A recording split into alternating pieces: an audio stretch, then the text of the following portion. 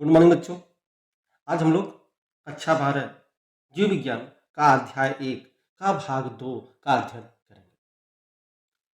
चलिए बच्चों, इसके पहले जो है भाग 1 में हमने लैंगिक और अलैंगिक जनन के विषय में अध्ययन किया था और आज हम लोग देखेंगे कि अलैंगिक जनन की क्रिया विधि क्या है। देखते हैं अलैंगिक जनन में आपके सिलेबस में 6 इनकी जो है क्रिया विधि है जिसके विषय में हमें पढ़ना है, जिसका हम पहला जो है अध्ययन करेंगे। जो पहला है आपका विखंडन या फिजन। तो आज हम लोग फिजन या विखंडन के विषय में अध्ययन करेंगे। तो चलिए बच्चों, हम लोग पढ़ते हैं विखंडन या फिजन क्या है। विखंडन बच्चों, विखंडन को इंग्लिश में फिजन कहते हैं। फिजन, विखंडन या फिजन क्या है बच्चों? विखंडन या फिजन नाम से ही स्पष्ट है। देखिए, विखंडन अर्थात खंडन, उसका भाग होना। इसका जो है आप परिभाषा लिख सकते हैं कि विखंडन क्या है। जब जनक जीव 2 या 2 से अधिक, ठीक है, भागों में विभाजित होकर और उसके प्रत्येक भाग से नए संतति या नए संतान की उत्पत्ति करता है, तो उसके इसी क्रिया को क्या कहते हैं? विखंडन या फिजन कहते हैं। ठीक है बच्चों, तो आपने क्या देखा? विखंडन या फिजन क्या है कि जो इनके जनक जीव हैं बच्चों, जो इनके जनक जीव हैं, ठीक है, वो क्या होता है? वह 2 या 2 से अधिक, 2 या 2 से अधिक, 2 या 2 से अधिक, 2 या 2 से अधिक, 2 या 2 से अधिक, ठीक है, भागों में क्या हो जाते हैं? इतने भागों में विभाजित हो जाते हैं। भागों में विभाजित हो जाते हैं। भागों में विभाजित, और इसके प्रत्येक जो भाग है, इसकी जो प्रत्येक भाग है, ठीक है, प्रत्येक भाग से नए संतति अर्थात नए संतान की उत्पत्ति ये करते हैं। उसके इसी क्रिया को विखंडन या फिजन कहते हैं। तो समझ में आया बच्चों कि विखंडन या फिजन क्या है? नाम से स्पष्ट है बच्चों, खंडन अर्थात इसका खंड होना, अर्थात जो जनक जीव हैं, ठीक है, वह 2 या 2 से अधिक खंडों में या भागों में विभाजित हो जाते हैं और उसके प्रत्येक खंड या प्रत्येक भाग, ठीक है, एक नए संतति का निर्माण करते हैं। उसके इसी क्रिया को क्या कहते हैं? विखंडन या फिजन कहते हैं। बच्चों, यह विखंडन या फिजन यह 2 प्रकार का होता है बच्चों, ठीक है। पहला जो आपका है, पहला जो प्रकार है, ठीक है, उसको हम बोलते हैं द्विविखंडन।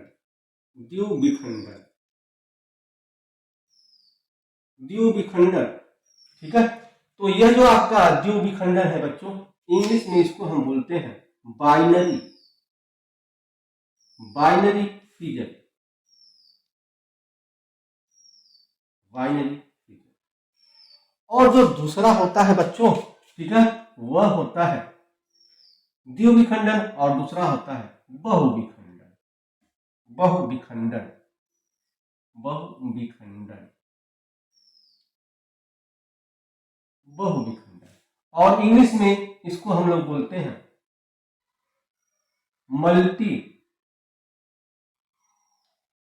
Multiple fission, multiple fission. तो हमने देखा कि जो आपका जो है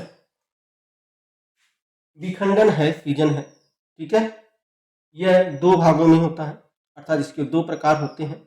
एक होता है द्विविखंडन, इंग्लिश में इसको हम बाइनरी फिजन कहते हैं, और दूसरा जो होता है बहुविखंडन या मल्टीपल फिजन कहते हैं। नाम से स्पष्ट है बच्चों, द्विविखंडन अर्थात जब जनक जीव दो खंडों में विभाजित हो जाते हैं और उसके प्रत्येक खंड या प्रत्येक भाग से नए संतति का निर्माण करते हैं तो उसे ही क्या बोलते हैं, द्विविखंडन या बाइनरी फिजन कहते हैं। नाम से ही स्पष्ट है बच्चों, ज्यादा जो है आपको समझने की जरूरत नहीं है। और बहुविखंडन अर्थात जब जनक जीव दो से अधिक खंडों में विभाजित हो जाता है, भागों में विभाजित हो जाता है और उसके प्रत्येक खंड या प्रत्येक भाग से, ठीक है, संतति का निर्माण होता है तो उसे हम क्या बोलते हैं, बहुविखंडन या मल्टीपल फिजन कहते हैं। ठीक है बच्चों, तो जो द्विविखंडन होता है बच्चों, यह भी क्या प्रकार का होता है, यह भी 3 प्रकार का होता है। तो द्विविखंडन जो है आपका, द्विविखंडन या बाइनरी फिजन क्या है, जब आपके जनक जो है, जो जनक जीव है, ठीक है, 2 खंडों में विभाजित हो जाते हैं, 2 खंडों में विभाजित हो जाते हैं, 2 खंडों में विभाजित, और प्रत्येक जो है विभाजित भाग से नए संतति का निर्माण करते हैं। ठीक है, और यह द्विविखंडन भी 3 प्रकार का होता है। पहला जो होता है आपका, वह होता है सरल विखंडन। सरल विखंडन, इंग्लिश में इसको हम लोग बोलते हैं सिंपल, ठीक है, बाइनरी फिजन।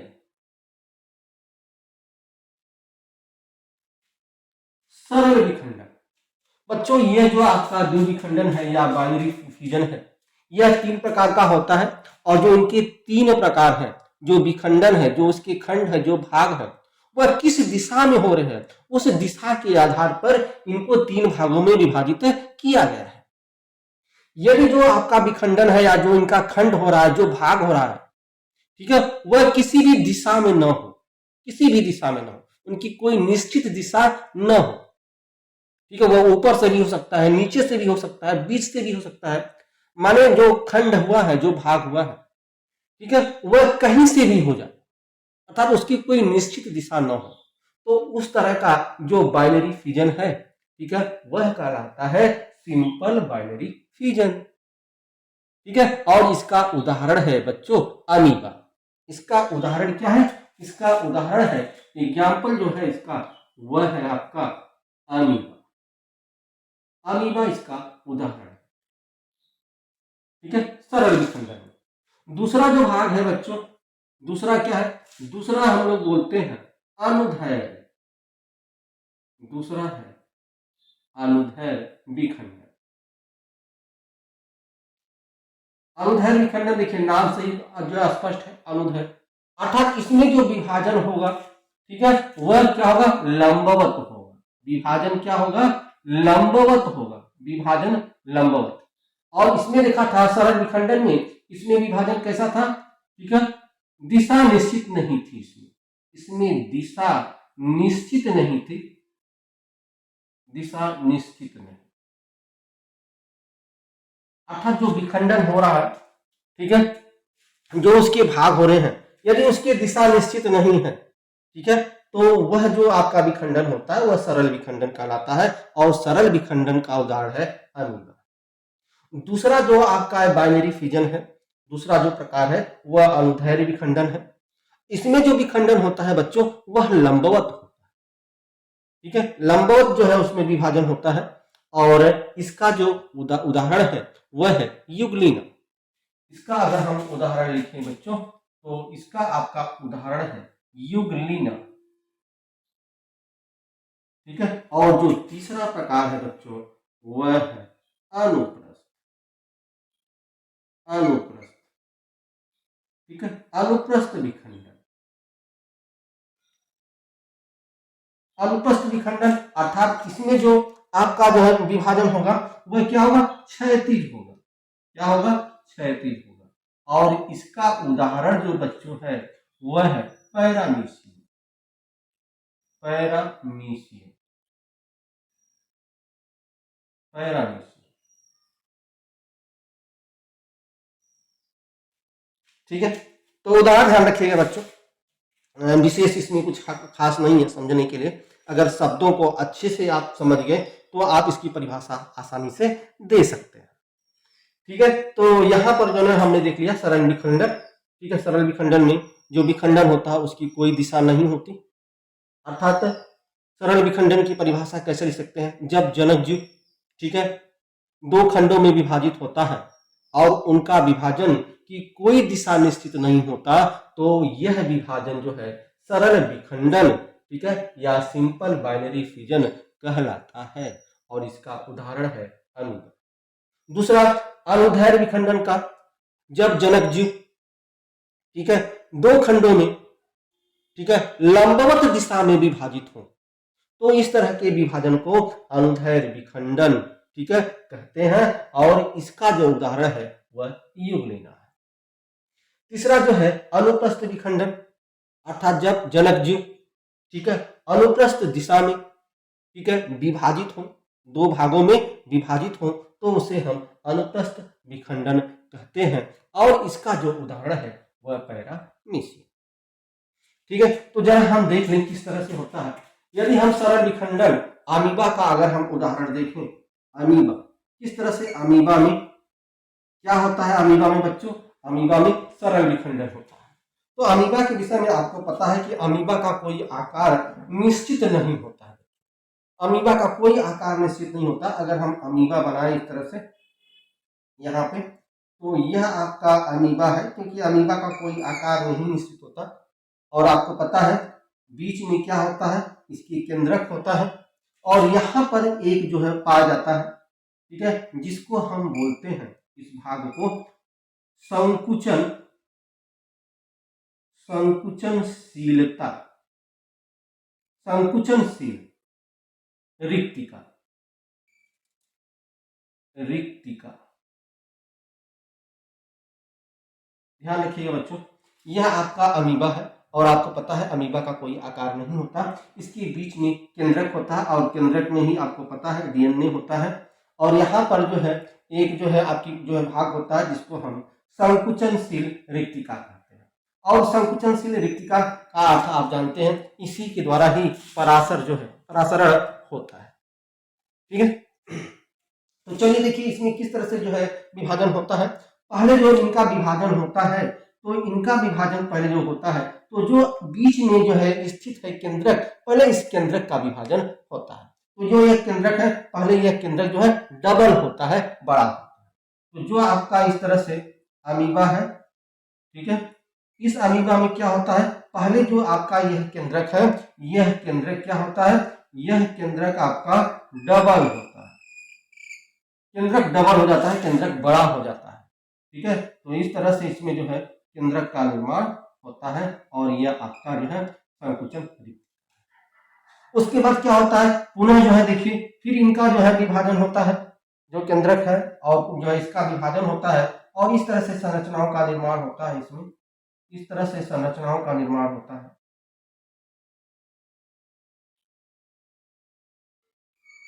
आपको पता है इसका कोई आकार नहीं होता। ठीक है, तो इस तरह से इनका विभाजन होता है इसमें। और यह जो आपका केंद्रक है वह पूरी तरह से, एक केंद्रक जो है इस तरफ आ जाता है और एक केंद्रक इस तरफ आ जाता है। और यहाँ भी आपका जो है संकुचन रिक्तिका यहाँ भी आ जाता है और संकुचन रिक्तिका यहाँ भी आ जाता है। और उसके बाद जो है यहाँ से यह जो है विभाजित हो जाते हैं और यहाँ से दो नए आपके अमीबा का निर्माण हो जाता है। यहाँ से आपका अमीबा का निर्माण हो जाता है। तो यही प्रक्रिया है बच्चों। ठीक है, और देखिए यह सरल विखंडन कहलाता है, सिंपल बाइनरी फिजन अमीबा में होता है। देखिए अमीबा में जो विभाजन हुआ है, ठीक है, देखिए एक अमीबा से कितने अमीबा बन गए, दो अमीबा बन गए। और इनका कोई आकार जो है निश्चित नहीं होता, इसलिए वह किसी भी दिशा में, ठीक है, किसी भी तरफ से इनका विखंडन हो जाता है, अर्थात यह भागों में विभाजित हो जाता है। देखिए इस तरह से विभाजन हुआ इनका। ठीक है, यह बीच से भी हो सकता है, यहां से भी हो सकता है, इस नीचे से भी हो सकता है, कहीं से भी इनका विखंडन हो सकता है। ठीक है, यह जो देखिए अमीबा में क्या है, जो जीव जनक है, जो जनक जीव है, यह जनक जीव है। ठीक है, इससे दो संतति अर्थात दो संतान का निर्माण हुआ, अर्थात एक अमीबा से दो अमीबा का निर्माण हुआ।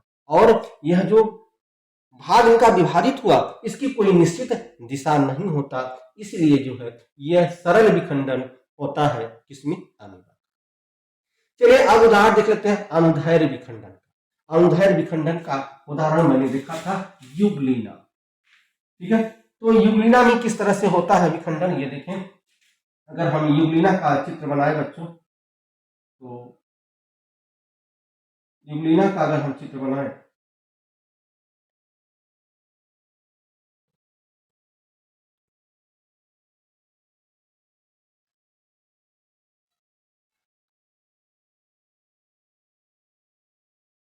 यह आपका युग्लिना है।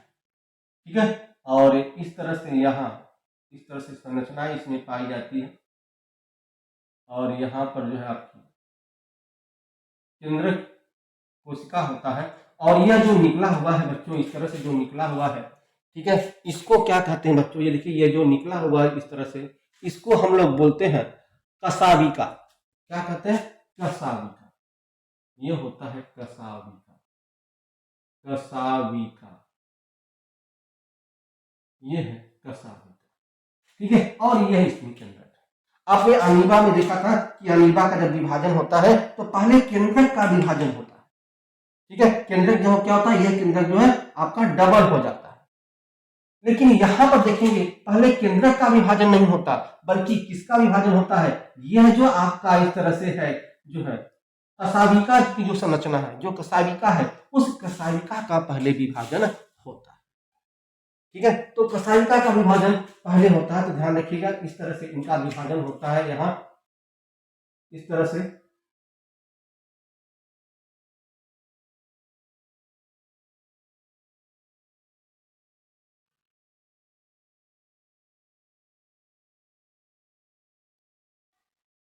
इस तरह से कसाविका का यह विभाजन हो जाता है। और जो यह केंद्रक है, ठीक है, यह केंद्रक भी क्या हो जाता है, यह केंद्रक भी बड़ा हो जाता है। यह केंद्रक भी इस तरह से बड़ा हो जाता है, केंद्रक भी बड़ा हो जाता है। फिर उसके बाद देखिए फिर क्या होता है, फिर जो है आपका ये देखिए इस तरह से इनका विभाजन हो रहा है। अब उसके बाद इसमें क्या होता है, यहां पर ध्यान दें, तो इस तरह से इनका विभाजन होता है।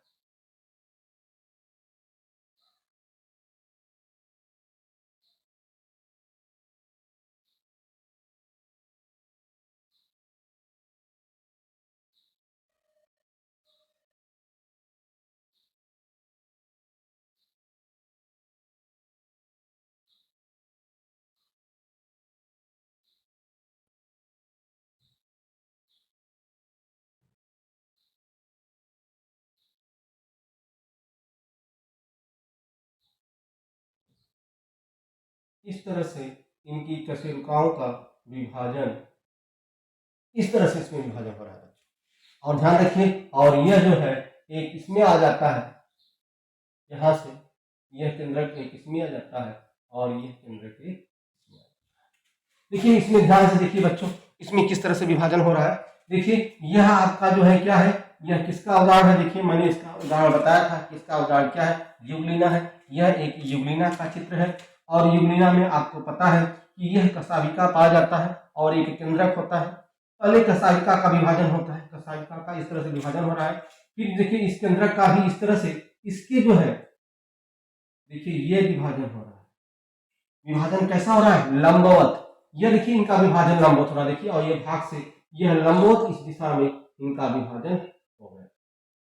तो इस तरह से देखिए एक जो है युग्लिना से कितने युग्लिना का निर्माण हो गया, दो युग्लिना का निर्माण हो गया। एक यह युग्लिना और यह यहीं से यह अलग हो जाता है, और एक युग्लिना और एक यह दो युग्लिना का निर्माण हो जाता है। अर्थात एक युग्लिना से दो युग्लिना का निर्माण होता है। लेकिन कैसे होता है, किस दिशा में होता है, देखिए बच्चों यह लंबवत। ठीक है, तो लंबवत जो है विभाजन होता है। जो लंबवत जो है खंड होते हैं उसी को ही हम क्या बोलते हैं, अनुदैर्घ्य विखंडन कहते हैं, और यह होता है युग्लिना। ठीक है बच्चों, अगर हम इसका उदाहरण देखें, ठीक है, अनुप्रस्थ विखंडन का देखें, तो अनुप्रस्थ विखंडन में पैरामीशियम होता है। तो पैरामीशियम देखें, पैरामीशियम ही किस तरह से होता है बच्चों। अगर हम पैरामीशियम को देखें, इस तरह से पैरामीशियम आपका होता है।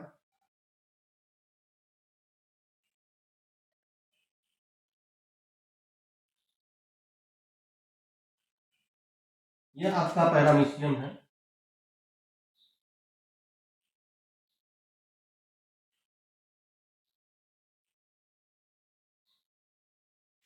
और पैरामीशियम में यहाँ पर बच्चों, ठीक है, दो प्रकार की जो है ये आपके केंद्रक होते हैं। एक बड़ी केंद्रक होती है, एक छोटी केंद्रक होता है। बड़ी वाला जो केंद्रक है उसको हम बृहत केंद्रक बोलते हैं, और जो छोटी वाली होती है उसको हम सूक्ष्म केंद्रक बोलते हैं। सूक्ष्म केंद्रक, ठीक है। और यहाँ पे आप देखेंगे इसमें जो है भी संकुचन रक्तिका पाई जाती है। इस तरह से इसमें भी संकुचन रक्तिका इस तरह से इसमें पाई जाती है, और यहाँ भी पाया जाता है संकुचन रक्तिका। तो यहाँ ये संकुचन रक्तिका इस तरह से यहाँ पर ये पाए जाते हैं। अब जब इनका जो है विभाजन होता है बच्चों, इनका इस तरह से विभाजन होता है, तो क्या होता है ध्यान दीजिए। तो पुनः जो आपका यह है कोशिका, यह कोशिकाओं का विभाजन पहले होता है इस तरह से।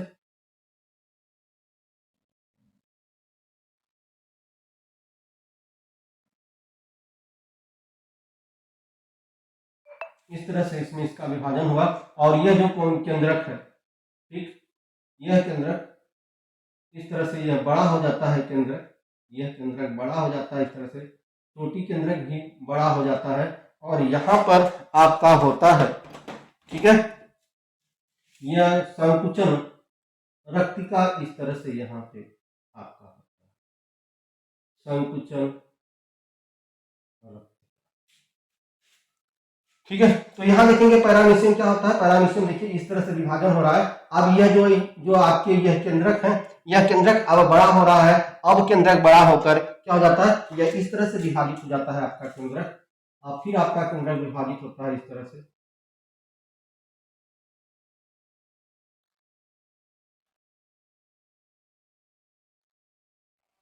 इस तरह से आपका ये विभाजित होता है,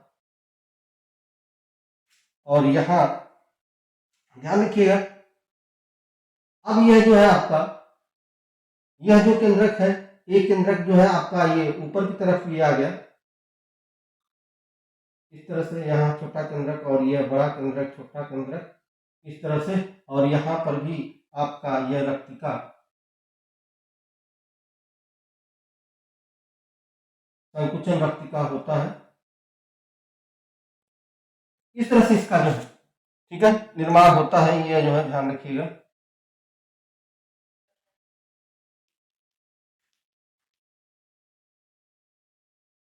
यह आपका पैरामीशियम है।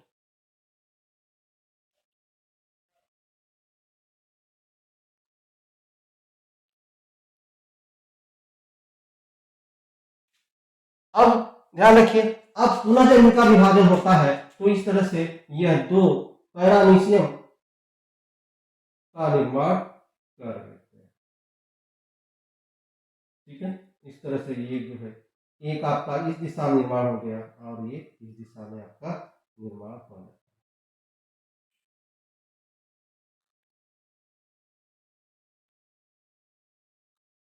इस तरह से आपने देखा कि यह जो पैरामीशियम है, ठीक है, एक पैरामीशियम से दो पैरामीशियम, एक पैरामीशियम से दो पैरामीशियम का निर्माण किस तरह से हुआ।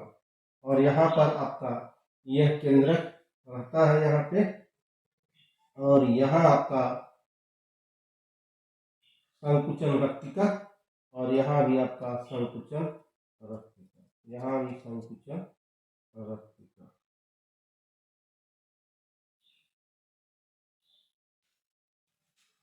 देखा आपने किस तरह से देखें इसमें विभाजन होता है। और इसमें विभाजन देखिए किस तरह से हो रहा है बच्चों।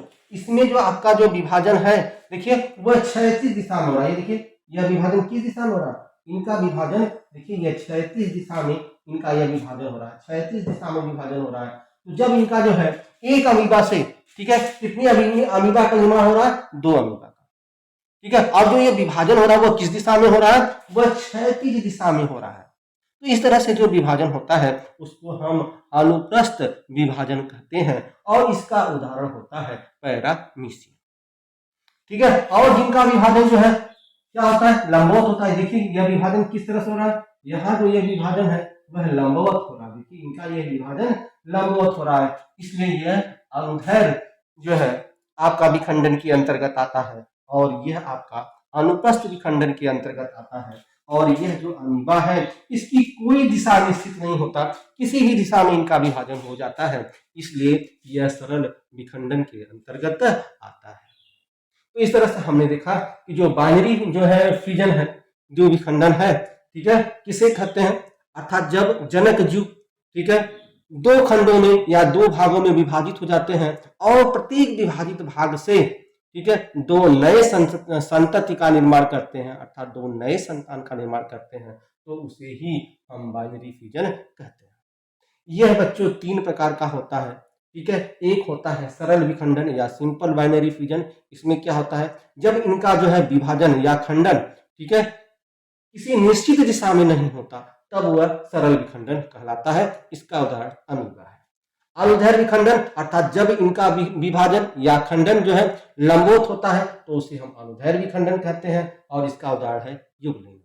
और यदि इनका विखंडन जो है, जनक जो है जीव है, उनका विखंडन अर्थात 2 भागों में विखंडित होगा और जब उनका विखंडन जो है अनुप्रस्थ होता है अर्थात क्षैतिज दिशा में होता है तो इसे हम अनुप्रस्थ विखंडन कहते हैं और इसका उदाहरण है पैरामीशियम। अब बचता है बच्चों, मैंने देख लिया था कि 2 प्रकार का होता है, एक बाइनरी फ्यूजन होता है, एक मल्टीपल फ्यूजन होता है।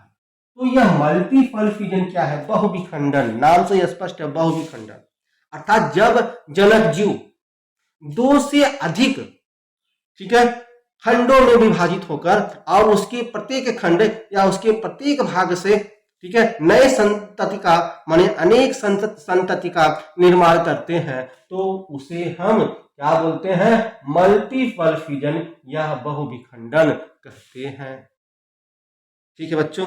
और इसका उदाहरण आपका है अमीबा। इसका उदाहरण क्या है, अमीबा। बहुविखंडन का भी उदाहरण है आपका अमीबा। और ध्यान रखिएगा बहुविखंडन में जो उदाहरण है अमीबा का, तो ध्यान रखिएगा कभी कभी प्रश्न पूछा जाता है बहुविखंडन में जो अमीबा का विभाजन होता है वह प्रतिकूल परिस्थिति में होता है। अनुकूल परिस्थिति में अगर पूछा जाए, अनुकूल परिस्थिति में अमीबा का जो विभाजन होता है, जो विखंडन होता है, जो आपका फ्यूजन होता है वह सरल विखंडन कहलाता है अनुकूल परिस्थिति में। लेकिन यदि पूछा जाए कि प्रतिकूल परिस्थिति में, ठीक है, अमीबा के विखंडन को क्या कहते हैं, तो प्रतिकूल परिस्थिति में जो अमीबा का विखंडन होता है वह मल्टीपल फ्यूजन कहलाता है अर्थात बहुविखंडन कहलाता है। तो यह ध्यान रखिएगा बच्चों, यह प्रश्न जो है आपके प्रतियोगी परीक्षाओं में इस तरह का प्रश्न पूछता है, ठीक है। तो हमने देखा कि बहुविखंडन जो है, बहुविखंडन का उदाहरण आपने अमीबा का भी देखा था, अमीबा भी उसका एक उदाहरण है, ठीक है। और प्लाज्मोडियम, प्लाज्मोडियम ध्यान रखिएगा, प्लाज्मोडियम बहु जो है आपका, जो आपका बहुविखंडन है, बहुविखंडन या जिसको आप बोलते हैं मल्टीपल फ्यूजन, जो मल्टीपल फ्यूजन है बच्चों, ठीक है, बहुविखंडन, उसका जो उदाहरण है, उसका उदाहरण है अमीबा और इसका उदाहरण है, ठीक है, अमीबा को हमने देख लिया, ठीक है। यह परिस्थिति माने जो अनुकूल परिस्थिति होता है तब वो कहलाता है सरल विखंडन, और यदि प्रतिकूल जो है परिस्थिति हो तो इसमें जो अमीबा में जो विखंडन होगा वह मल्टीपल फ्यूजन। और एक होता है प्लाज्मोडियम, प्लाज्मोडियम, प्लाज्मोडियम, तो ध्यान रखिएगा, ठीक है, आपका माने मल्टीपल फ्यूजन या बहुविखंडन का उदाहरण है अमीबा और प्लाज्मोडियम। अमीबा का उदाहरण ध्यान रखिएगा, इसमें जो विखंडन होगा वह प्रतिकूल अवस्था में ही होगा। तो किस तरह से इसमें होता है अमीबा, ध्यान रखिए किस तरह से इसमें होता है। मान लीजिए यह आपका अमीबा है, गोल आकार का यह अमीबा आपका है, ठीक है। चलिए अमीबा का हम चित्र अगर देखें किस तरह से इसमें होता है, तो यह आपका अमीबा है। और जब आपका जो है मल्टीपल फ्यूजन होता है इस अमीबा में, तो इस अमीबा के, ठीक है, 3 जो है भित्ति बन जाती है। ठीक है, क्या बन जाता है, 3 भित्ति किस तरह का बन जाता है ध्यान रखिएगा। तो 3 भित्ति इस तरह से बन जाता है। एक भित्ति यह हो गया बच्चों, यह दूसरा भित्ति, और यह आपका तीसरा भित्ति। ठीक है, और यह जो तीनों जो है अस्तर बने, जो तीनों जो आपका बना, इसको कहा जाता है, ध्यान रखिए, इसको कहा जाता है, यहां पे लिख दे, इसको कहा जाता है पुट्टी भित्ति। क्या कहा जाता है, यहां पे लिख दे, पुट्टी भित्ति, पुट्टी भित्ति। समझ में आ रहा बच्चों, ध्यान दीजिए यहाँ पे, यह जो आपका हम देख रहे हैं अमीबा का कौन सा, बहुविखंडन वाला। तो बहुविखंडन जो अमीबा है जो प्रतिकूल, ठीक है, परिस्थिति में ही होता है, ठीक है, और अनुकूल परिस्थिति में वह तो आपका सरल विखंडन कहलाता है। तो जब प्रतिकूल परिस्थिति होता है तब अमीबा में जो विखंडन होता है वह बहुविखंडन कहलाता है। और इसमें क्या होता है, जो अमीबा है आपका, अमीबा का कोई आकार नहीं होता, तो हमने चलिए गोल संरचना बना दिया, बीच में इसका केंद्रक होता है, ठीक है, और बहुविखंडन में इसके 3 भित्तियां बन जाते हैं, 3 अस्तर बन जाते हैं, और इन्हीं तीनों अस्तर को कहते हैं पुट्टी भित्ति। और उसके बाद जब इस केंद्रक का जो है विभाजन होता है, तो क्या करता है, जब केंद्रक का विभाजन होता है इस तरह से, और ये इनके 3 अस्तर होते हैं, इस तरह से आपने देखा 3 अस्तर होते हैं, एक अस्तर यह हो गया, दूसरा अस्तर यह हो गया, और तीसरा स्तर यह है।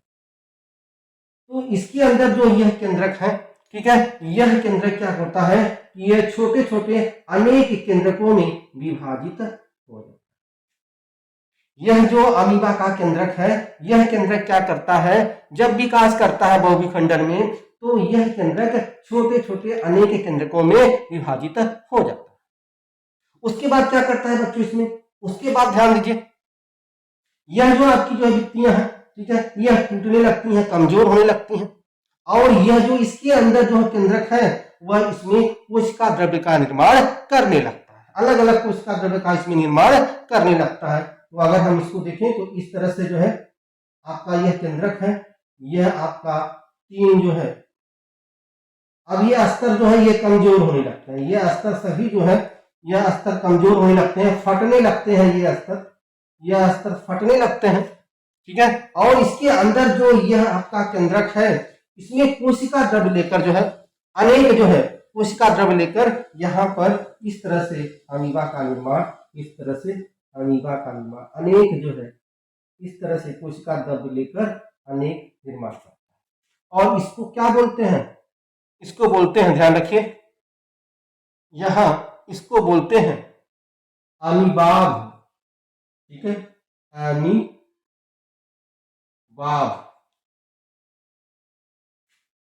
जो अनेक जो है यहाँ देखिए जो केंद्रक होते हैं, अमीबा के जो केंद्रक होते हैं, इनसे सभी से जो है आपका कोशिका द्रव्य लेकर अपना एक स्थान घेर लेता है, अर्थात एक अमीबा का निर्माण कर लेता है, अनेक अमीबा का निर्माण हो जाता है, और यह जो कहलाता है, यह जो है अमीबाभ कहलाता है, ठीक है। तो अमीबाभ क्या है बच्चों, यही जो केंद्रक है, ठीक है, जो छोटे छोटे अनेक केंद्रक बन गए, वह कोशिका द्रव्य लेकर अनेक अमीबा का निर्माण कर लेता है उसके अंदर, जिसको हम अमीबाभ कहते हैं।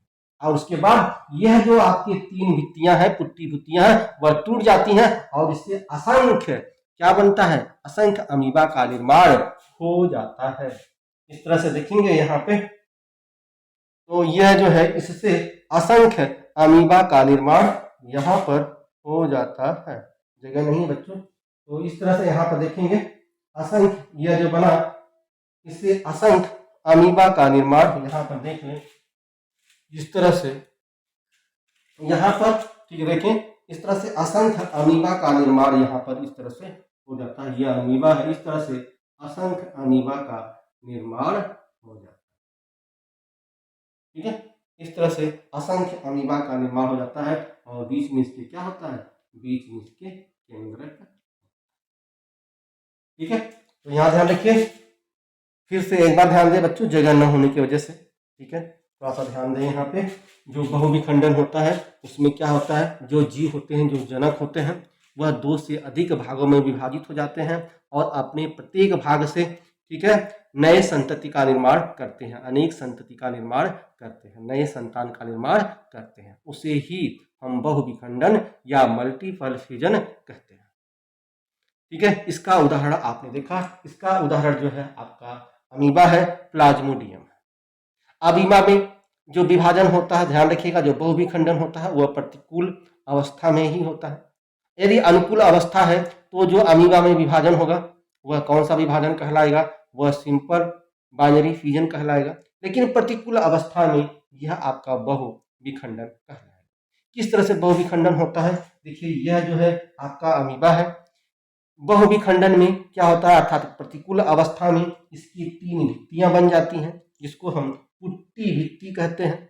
उसके बाद जब इनका विकास होता है तो यह जो केंद्रक है, ठीक है, अनेक केंद्रकों में विभाजित हो जाता है और जब इनका विकास होता है तो यह जो केंद्रक है, ठीक है, बीच की कोशिका द्रव्य को लेकर जो है अपना एक अमीबा की संरचना का निर्माण कर लेते हैं इसके अंदर, और इसी को हम बोलते हैं अमीबाभ बोलते हैं। इसके अंदर जो होता है, जो पुट्टी के अंदर होता है, और यह पुट्टी जो होता है क्या होता है, जो है ये जो इनके स्तर है वह टूटने लगते हैं, फूट जाते हैं और उनसे जो है यह जो है अमीबाभ है वह निकल जाता है बाहर उस पुट्टी जो है भित्ति से, और निकलकर असंख्य जो है अमीबा का निर्माण कर लेते हैं। तो एक जो है अमीबा से, ठीक है, अनेक प्रकार के अमीबा का निर्माण हो जाता है। इसी को हम लोग कहते हैं क्या, बहुविखंडन या मल्टीपल फ्यूजन। बच्चों, तो आज हमने देखा कि किस तरह से अलैंगिक जनन की पहली विधि के विषय में हमने पढ़ा, ठीक है, विखंडन या फ्यूजन। बच्चों, यदि आपको समझ में आ रहा है तो इस चैनल को लाइक, सब्सक्राइब तथा शेयर जरूर कीजिएगा। चलिए हम इसका अगला जो है विधि पढ़ेंगे अगले जो है लेक्चर में। तब तक के लिए बच्चों